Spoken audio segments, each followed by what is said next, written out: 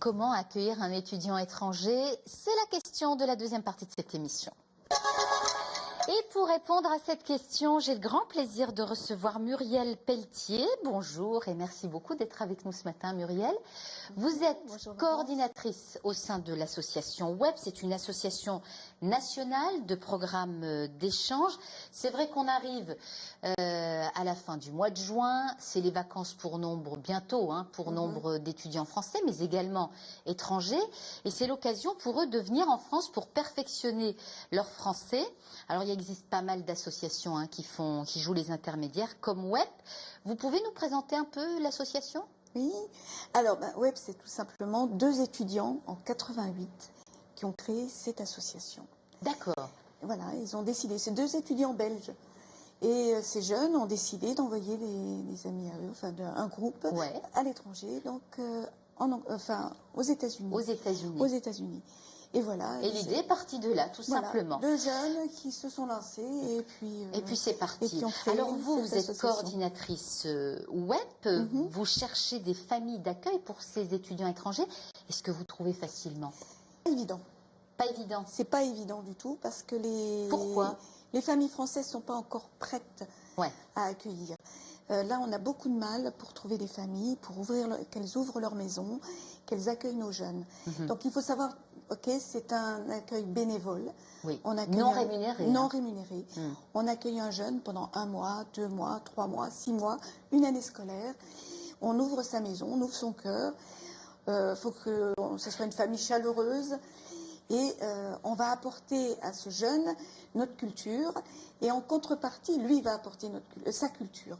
Sa langue, si c'est de langue anglaise, hispanophone, germanophone, enfin voilà.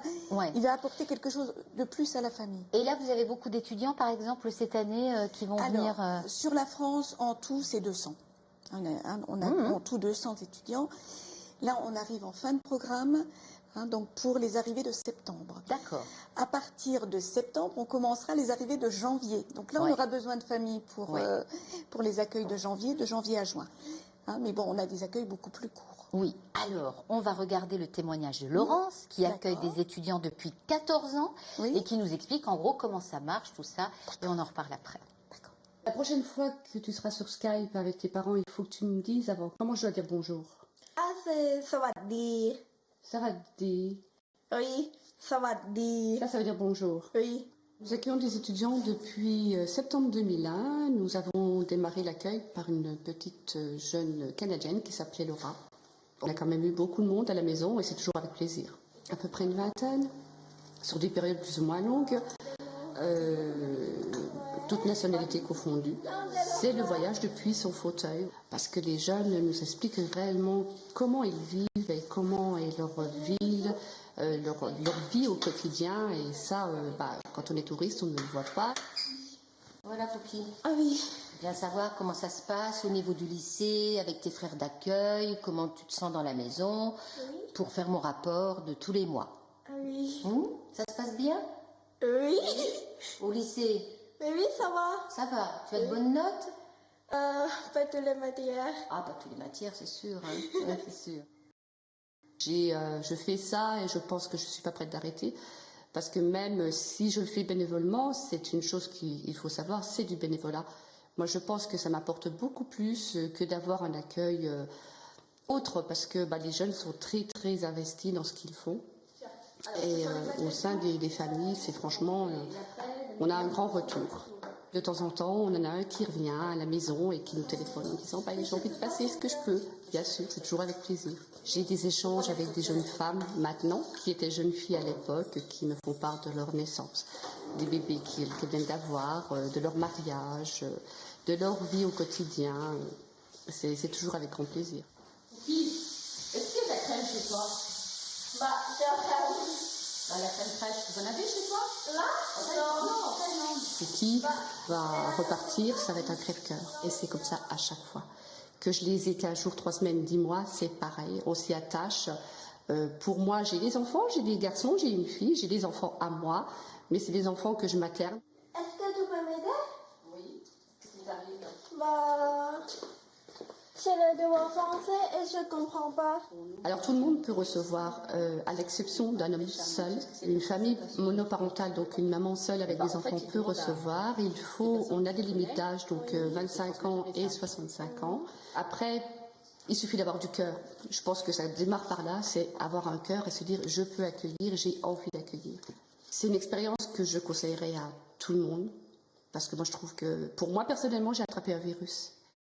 Je ne suis pas la seule parce que j'ai des collègues qui sont comme moi, qui ont un vrai virus de l'accueil et qui, voilà, j'ai Pouki qui part au mois de juillet, fin juillet, j'ai une jeune Belge qui va arriver à la maison. Parce que voilà, c'est comme ça, j'aime cet échange et mes enfants ont grandi comme ça et n'ont jamais trouvé bizarre d'avoir encore une personne différente parce qu'au contraire, pour eux, ça leur apporte aussi beaucoup. Je te propose de le lire parce que c'est un très bon livre et tu verras, tu vas apprendre un vrai français à l'intérieur de ça. Mais c'est trop épais. Non, c'est pas trop épais, parce que ça va très vite et ce sont des grosses lettres. Regarde, lis la première phrase, c'est simple. Il n'y a pas de photo. Mais non, c'est pas une bande dessinée. Superbe témoignage de Laurence. Hein. Laurence qui dit il faut avoir du cœur. Hein. C'est ça, en fait, le nerf de la guerre pour accueillir un étudiant. Parce que c'est vrai, on le disait, il n'y a pas de rémunération. Non, non. Il faut être ouvert d'esprit. Tout à Ouvert fait. à la culture des autres. Tout à fait. Parmi les familles d'accueil qui accueillent, quel est le profil des gens? De tout. Il y a de tout. Il y a de tout. Et qu'est-ce qu'il faut faire pour devenir famille d'accueil? On Tout s'inscrit quelque part? Tout simplement, vous avez un site, vous allez voir sur le site web. Le site web. Et là, vous posez des questions, si bien, hein, si ce que vous désirez comme jeune, comme nationalité. Ensuite, il y a une déléguée qui va venir vous voir et qui va voir un petit peu, qui va affiner votre profil. Et puis ensuite, qui va à ce moment-là voir si vous rentrez dans le programme. Ouais. Hein. Donc financièrement, il faut être apte à accueillir un jeune à la maison. Oui, c'est ça, parce qu'un partant de crise, c'est Faut pas toujours oublier, facile. voilà. Hein, Faut pas vous le oublier que ça a un nourrissez coût. quoi, Tout à pendant fait. un an. Hein, donc c'est le blanchi, c'est nourri blanchi. Oui, hein, logé. Et l'étudiant ou lycéen ou collégien, juste une précision, lui qui veut venir en France ou elle choisit son établissement. Enfin, qu'est-ce qui est à la charge en gros de l'étudiant? Qu'est-ce qui est à la charge des familles? Alors, au départ, le jeune dans son pays va chercher un organisme de séjour linguistique, parce que c'est un séjour linguistique. D'accord. Et il va avoir plusieurs organismes. Ensuite, il vient chez nous. Et là, on va lui faire passer un entretien pour voir s'il est apte à partir de chez lui. Oui. Hein, parce qu'il faut quand même qu'il soit mature. Oui, c'est ça, parce que Faut pas bon, oublier- c'est pas le tout de dire je vais faire un séjour en France et puis au bout de 15 jours, Je repars. Non, je non, veux c'est revoir pas ça. papa, maman. Hein, Hein, c'est pas ça. Il faut savoir qu'on a des enfants très jeunes. Hein, on a oui, des 14 ans, oui, des des tout petits. collégiens, ouais. Hein, donc, il faut que ce gamin soit mature Ouais. et bien envie de venir en France, d'apprendre le français, parce qu'ils sont là pour apprendre le français. Donc les Hein. parents payent Payent l'établissement, C'est l'organisme. l'organisme, et l'organisme va se charger de trouver une famille d'accueil, de trouver un établissement scolaire, parce que comme c'est un programme scolaire, il faut qu'il soit accueilli dans un établissement scolaire, public ou privé, hein, tout va dépendre, ce que les parents de l'enfant ont choisi. Oui. Et ensuite, dans ce coût, il y a le Ça comment coûte dire combien, par exemple, à un étudiant de venir Alors, étudier? on va dire au minimum, on va compter 5 000 euros. Ouais. C'est le minimum. Mais dans les 5 000 euros, il ne faut pas oublier, il y a les billets d'avion, Oui. il y a les permanents qui sont sur place, il y a les délégués qui sont là 24 heures sur 24. Bien sûr. Voilà. Hein, Voilà. Donc c'est tout Alors, un tout. Tout un tout. Alors, jusqu'où va la responsabilité de la famille d'accueil par rapport à l'étudiant? Alors, c'est une responsabilité aussi civile. Il ne faut pas oublier que les jeunes, les parents des jeunes sont représentés par WEP. Voilà. Hein, Donc, si on y a a un une souci, délégation de... vous êtes là, vous êtes la médiatrice Tout à pour... fait. si ça se passe mal, si le garçon ou la jeune fille, par exemple, ne s'entend pas avec la famille d'accueil, vous... notre rôle, c'est de voir qu'est-ce qui se passe. Ouais. Et souvent, quand il y a problème dans une famille avec le jeune, c'est les non-dits. Oui, c'est ça. Un non-dit, le fait de dire, tiens, il n'a pas fait sa chambre. Il ne parle pas beaucoup. Voilà, il est renfermé, il est sur Internet. C'est les problèmes qu'on rencontre avec nos propres enfants. Hein. Simplement, vous êtes là, il ne faut pas l'oublier pour régler tout ça. Voilà.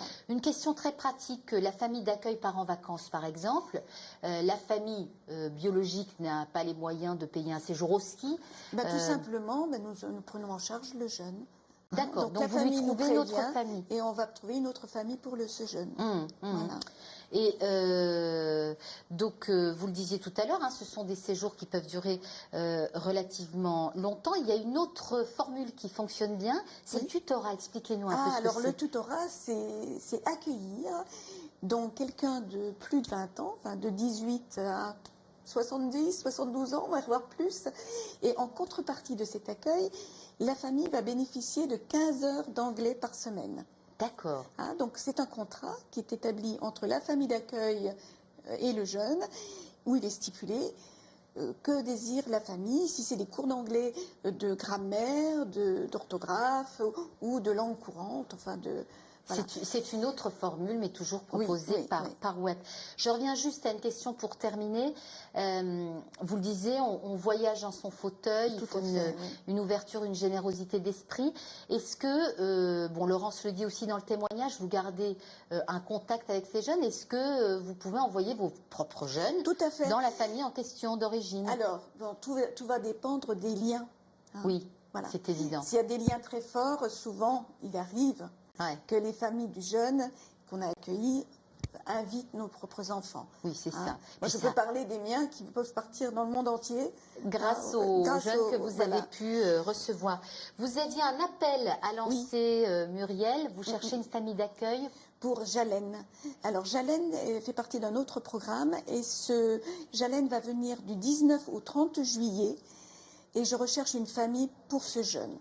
Et cette famille sera rémunérée? Oui, pour les 10 jours, cette famille sera rémunérée. 220 €. Oui, on peut le dire, ça peut intéresser les gens. Merci Muriel d'avoir été avec nous. Pour plus d'infos, je vous renvoie au site internet qui s'affiche sur votre écran. Belle journée à vous, qu'elle vous soit douce et agréable. Ciao, à demain, 9h50.